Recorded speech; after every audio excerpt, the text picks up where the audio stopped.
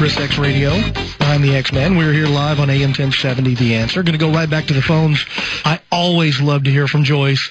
Joyce, thank you so much for calling back in, or we like to call her ReJoyce. Always good to hear from you. So many people call me ReJoyce because I get calls and say, aren't you ReJoyce? So a lot of people call me ReJoyce, and that I can speak around. I do speak around this nation, and I don't care where I speak. Somebody's going to come up and say, your name should be ReJoyce. So I'm ReJoyce and Joyce, okay? But I've heard some things tonight that kind of troubled me.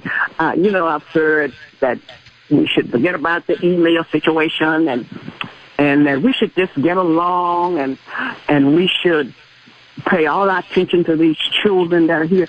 But I heard a doctor on this afternoon, and he was talking about these children have already been mistreated. When he was talking about their broken bones that they have been trampled on getting here, these children have already, and to be separated from their mother and father, they have already been mistreated.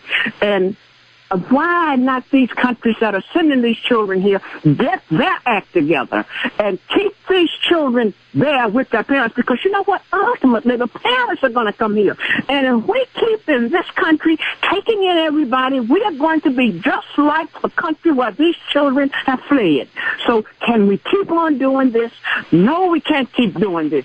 And I want to say to all these bleeding hearts that say, you all want to mistreat the children. Put a sign in your windows and make it very visible and say, bring a truckload of these children to 5142 Travel Street.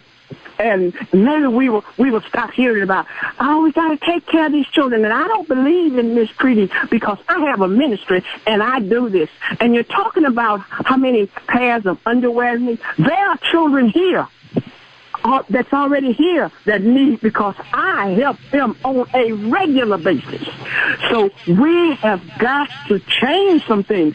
And I shared before, I've traveled out of this country several times. And I'm always presented a card saying, if you break our laws, you are subject to go to jail. But here, they can come in here and that little card will say, if you break our laws, you are subject to get free education, free food stamps, free WIC, free public housing, wreck our cars, kill our policemen, rape our women. That's what you're subject to get. You can walk up, and when I'm in these foreign countries, every time we move, they say, you better get your passport. You better get your passport. We have to keep it on us at all times. Here you can just walk across that border, and you don't have to have no identification. And you can come in here, and you can get all the free stuff. You issue them a free phone, and all that. All that free. There's no free food. There's no free lunch. The only thing you get for nothing is nothing.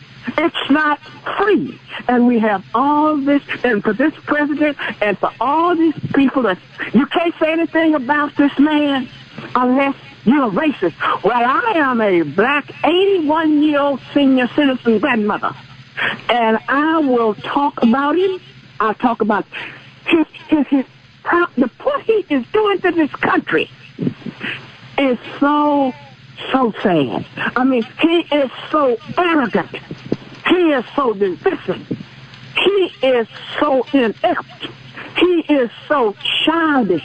He round a talk show host said something about him. He's just like the little child in the sandbox. You throw sand on me, I throw sand back on you. He's all up there talking about the talk show host. This man is destroying this country. And I'm going to tell you something. I heard Michelle Obama talk before they told her she had to stop if she wanted him to be president. And I could not understand why these two people hate this country. I heard her talk.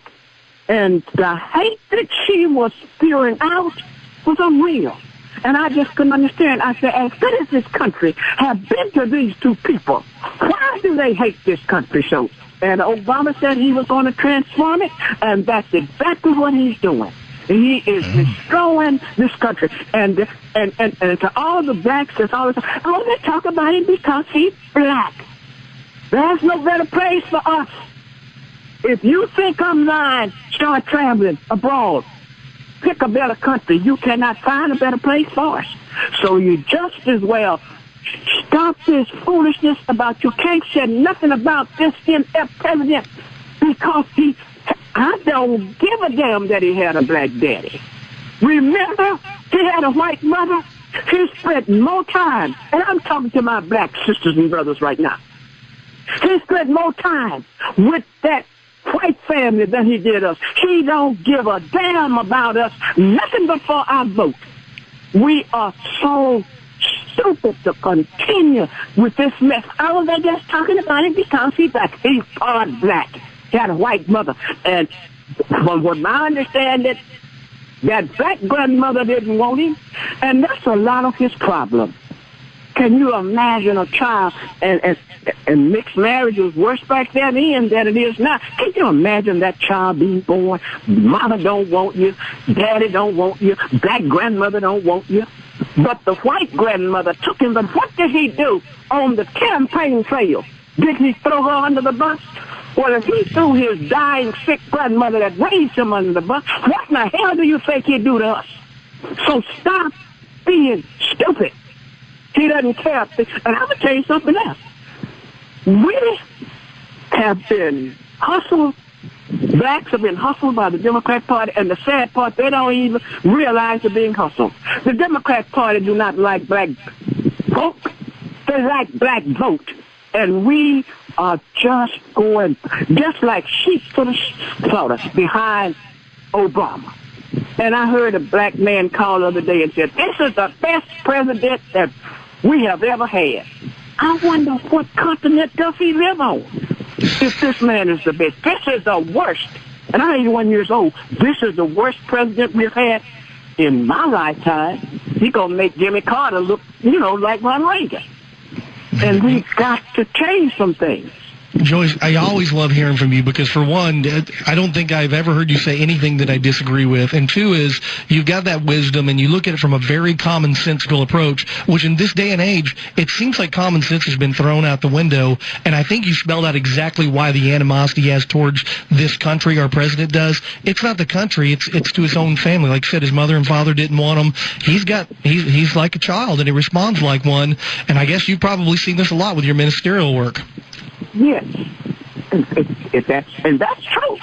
But I mean, we got to wake up in this country and see what's going on, and in the black community, whatever it is nationally, it's double. Employment is here, and here we are here. Well, we know that he's had, and some said, well, we know he's not a good president, but we can't say anything about him because it will give a little rich white Republicans fodder against him. Stop being stupid. He is not a good president. Well, one thing, he was not ready to be president. There is no way Obama was ready to be president. He is president today because he had a black daddy. But like I say, let me reiterate, I don't care nothing about his black daddy. He was not ready to be president. Now, maybe later on, maybe he would have been. And I don't hate him. Somewhere I feel saddened for him. Because he don't know what he's doing. Yeah, I agree with you 100%. I don't have any animosity towards the guy. I don't hate him at all. And I agree with you. He thinks he's doing the right thing. I call him a not ready for primetime player. He was not ready. And I don't think he would ever be ready for president because, Joyce, he doesn't look at the country like you and I do. You see the opportunity and the wonderful things that we have here in this country. Everybody knows we have our faults.